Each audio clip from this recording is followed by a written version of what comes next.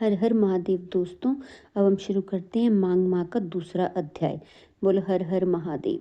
सूत जी बोले, हे मुनिजनों, उस तपस्वी के उन वचनों को सुनकर राजा ने विनीत भाव से कहा, हे विप्र, मैं मांग मास के स्नान के फल को नहीं जानता हूँ। आप कृपा करके मुझसे विस्तार पूर्वक कहें। राजा के इन वचनों को सुनकर तपस्वी ने कहा, हे राजन, अब सूर्योदय होने वाला है, अतः इस समय स्नान करने का शुभ मुहूर्त है।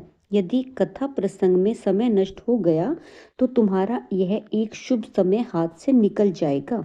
इस समय मेरी बात मानकर तुम स्नान करो और घर लौटने पर अपने कुलगुरु विशिष्ट से इस प्रसंग को पूछ लेना। इतना कह तपस्वी स्नान करने चले गए। राजा ने उनके वचनों को हृदय में धारण करके अपने साथियों सहित सरोवर में स्नान किया। प्रातः होने पर राजा अपने राज्य में पहुंचा। उनके मन में तपस्वी के शब्द गूंज रहे थे, अतः राजा दिलीप शीघ्र ही सुंदर वस्त्र और आभूषणों को पहनकर अपने सुयोग्य मंत्रियों को साथ लेकर महल से निकला। बंदीजन राजा की स्तुति गाने लगे। राजा योग्य उपहार लेकर गुरु वशिष्ठ के आश्रम की ओर चला। वहां पहुंचकर उसने श्रद्धापूर्वक गुरु को प्रणाम किया और साष्टांग प्रणाम किया। विशिष्ट जी ने राजा का यथोचित सत्कार करके आशीर्वाद दिया और कुशल पूछा। विशिष्ट जी के सम्मुख बैठकर राजा ने आदर से अपना सिर झुकाकर बड़े ही विनीत स्वर से उनसे यह कहा, हे भगवान, आपकी कृपा और आशीर्वाद से मैं पूर्णतः प्रसन्न हूँ। आपके द्वारा मेरे आचार, दंडनीति, राजधर्म और चारों वर्णों तथा चारों आश्रमों की समस्त क्रियाएं, दान विधान, यज्ञ, व्रत, उपासना आदि विधियों सहित भगवान विष्णु के पूजन की समस्त बातों को विधि विधान से सुन लिया है।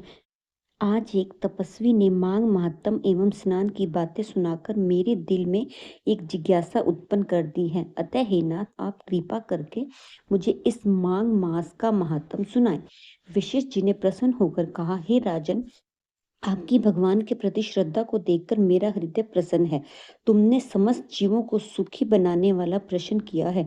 माघ मास परम पवित्र मास है, जो मनुष्य गो, पृथ्वी, तिल, वस्त्र, शरण, अन्न आदि अन्य उत्तम दानों को भी बिना किए ही स्वर्ग जाने की इच्छा रखता है, वह इस माघ मास में स्नान करके स्वर्ग प्राप्त कर सकता है। माघ मास में स्नान द्वारा प्राणी सीधा बैकुंठ को जाता है। जो व्यक्ति त्रिरात्रि तक कुछ चंद्रायण एवं प्राकृत के द्वारा अपने शरीर सुखाना नहीं चाहते, परंतु मन में स्वर्ग जाने की इच्छा रखते हैं, उन्हें माघ मास में स्नान करना चाहिए।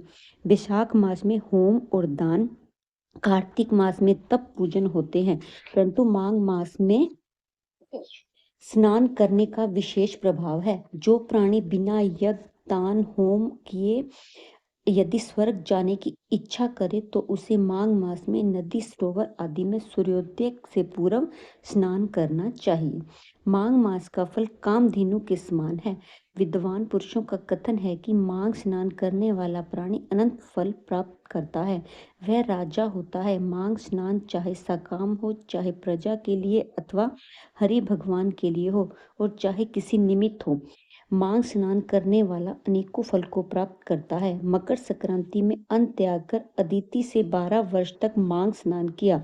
इससे त्रिलोकी ने उज्जवल करने वाले 12 पुत्र प्राप्त किए। माघ स्नान के प्रभाव से ही अरुंधति सुहागा स्वर्ग को गई और शची परम रूपवती होकर स्वर्ग में राज्य करती थी।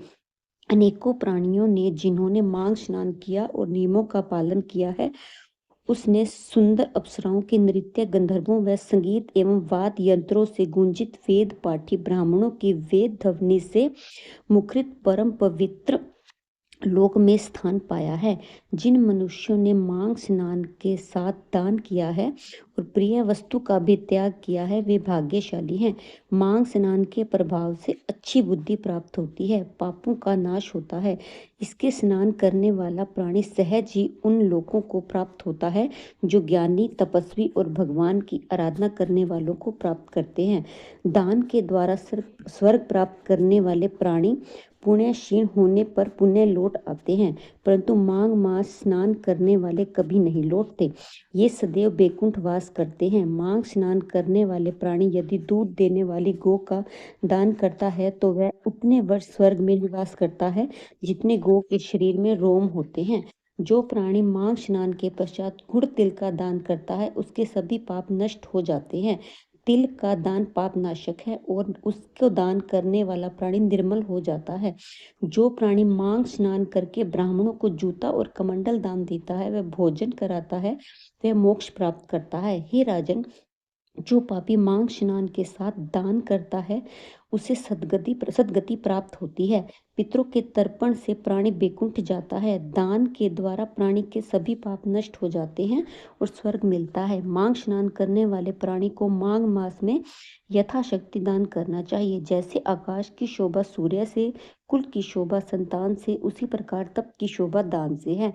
यह पावन प्रसंग भृगु ऋषि ने मणि पर्वत पर विद्याधरों से कहा है। उनके अनुसार माघ मास में अधिक दान करना चाहिए। हर हर महादेव। दूसरा अध्याय समाप्त हुआ। हर हर महादेव। वीडियो अच्छी लगी हो तो लाइक करें, चैनल को सब्सक्राइब करें।